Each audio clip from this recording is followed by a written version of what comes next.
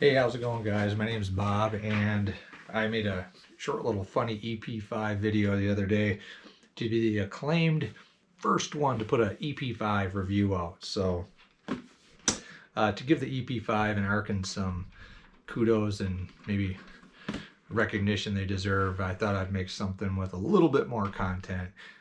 Not a YouTube content maker by nature, don't really do this much, but here we go anyway. So talking about the EP5, I mentioned in that other little video the box. So starting out, everybody's gonna get their box in the mail. Here we go.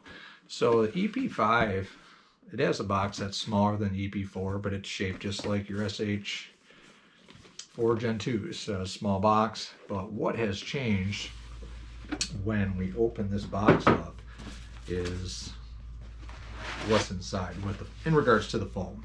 So if you look inside here, we just got a big piece of foam with some cutout shape of the scope. And the old ones had, if anybody's got an Sh4 Gen2 or even a Gen 1 or the EP4, you know, there was layers of foam inside of here that if you went to put the optic back in there for storage or after you just checked it out or whatnot, it was, you know, a little bit of work to figure out how to hook that thing all up and get it inside there or get it to fit. So this is an improvement in that regard. You open it up, pull it out, and there it is. So holds it nice and secure. So the box is an improvement. So Arken, good work on that. So I like the box. When I don't have these optics on rifles, I do store them back in their boxes.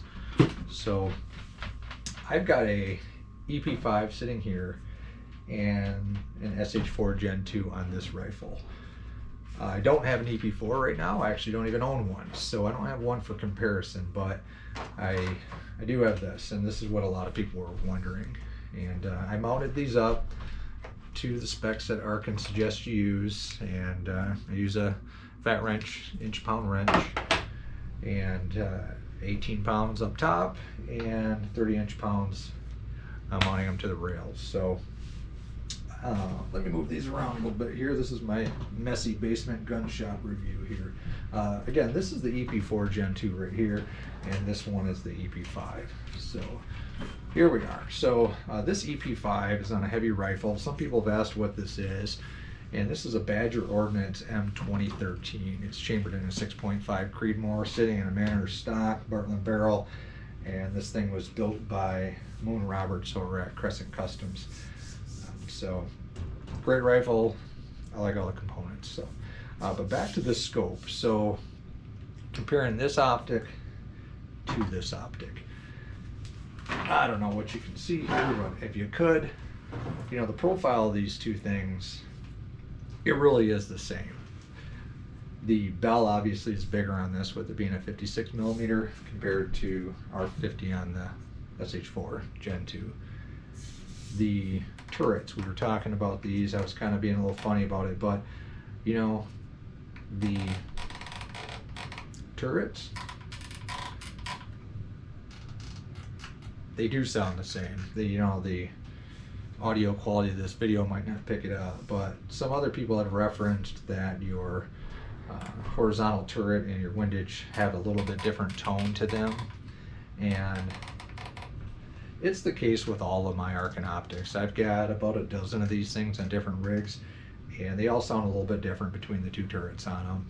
Nothing I've been concerned or worried about. They all work great. So but getting to the other features, your magnification adjustment, same thing, feels the same. In fact, all the parts off of your precision pack, your bubble level, your magnification throw lever, your rings on the 34 millimeter tube, all those things fit. They go back and forth, and that's good.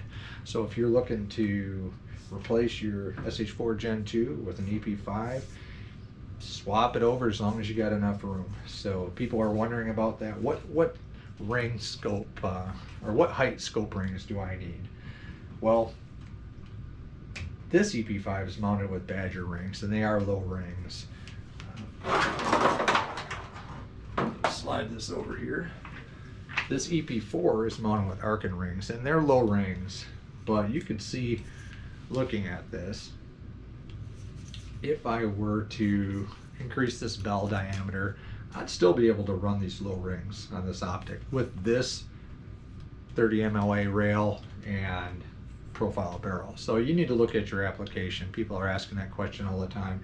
You know, you got to check what's the profile of your barrel, what kind of rail are you running. If you know, I've got another EP5 ready to go with a set of Arken low rings going on a Remington 700.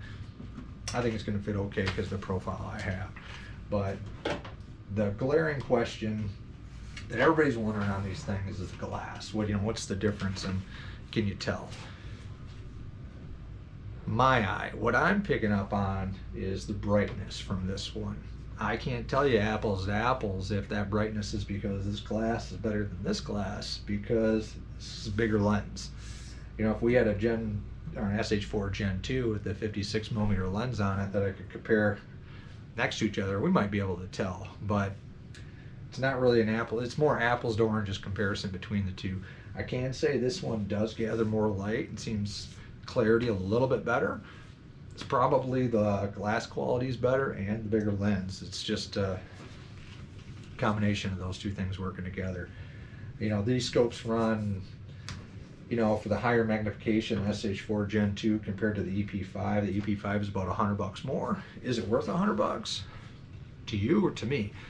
For me, that $100, you know, it's worth it. I shoot out to about 1,000 yards on paper, and I shoot relatively far for a deer hunter.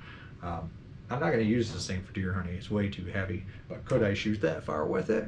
Definitely. I don't see any problem with it. This thing is plenty clear.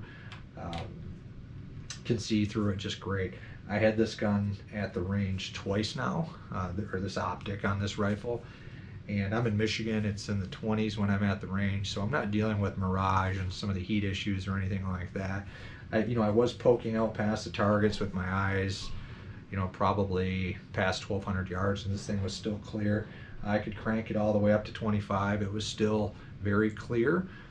For my eyes with the reticle, I've got my throw lever set at 10, so it's completely vertical because that's about as low as I can see the reticle well for the target shooting that I'm doing. Speaking of target shooting, this optic is on a target rifle because it is heavy. It's sturdy, it's bulky, and it is heavy.